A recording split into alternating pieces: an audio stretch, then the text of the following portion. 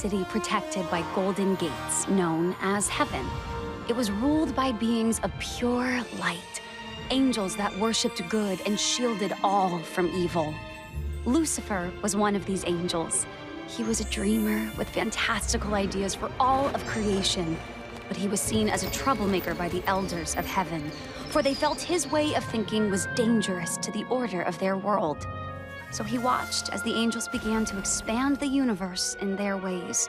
From the dust of earth they created Adam and Lilith, equals as the first of mankind, but despite this, Adam demanded control, and Lilith refused to submit to his will. She fled the garden.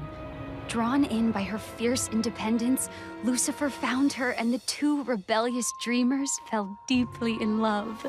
Together, they wished to share the magic of free will with humanity, offering the fruit of knowledge to Adam's new bride, Eve, who gladly accepted.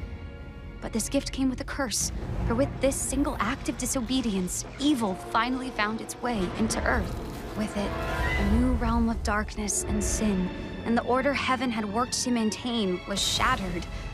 As punishment for their reckless act, heaven cast Lucifer and his love into the dark pit he had created, never allowing him to see the good that came from humanity, only the cruel and the wicked.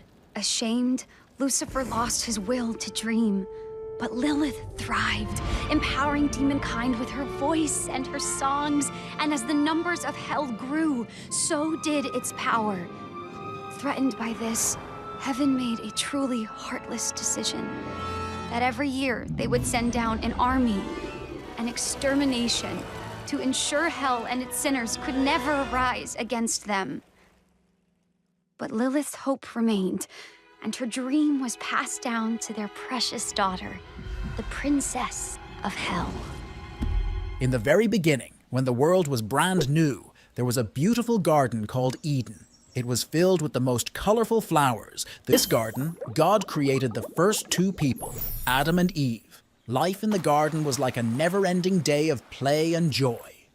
Adam and Eve explored this wondrous place, talking with the animals, resting under the shade of magnificent trees, and enjoying the sweetest fruits.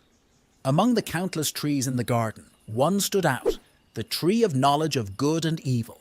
God had given Adam and Eve only one rule: do not eat the fruit from this tree. But curiosity is a powerful thing. One day, be careful what you choose. What do you mean? Has God indeed said, you shall not eat of every tree of the garden?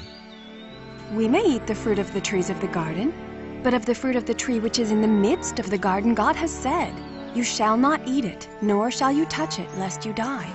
You surely will not die.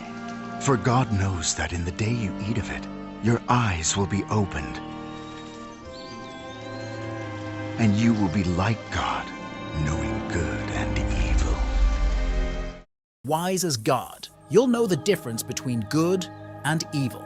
The fruit looked so appealing, so delicious, and the promise of wisdom was too enticing. Eve reached out, took the fruit, and took a bite. She gave some to Adam, who also ate. But the moment they tasted the fruit, their eyes were opened in a way they hadn't expected.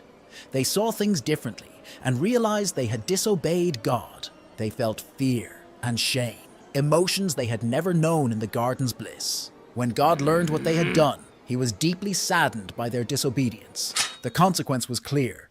They could no longer remain in Eden.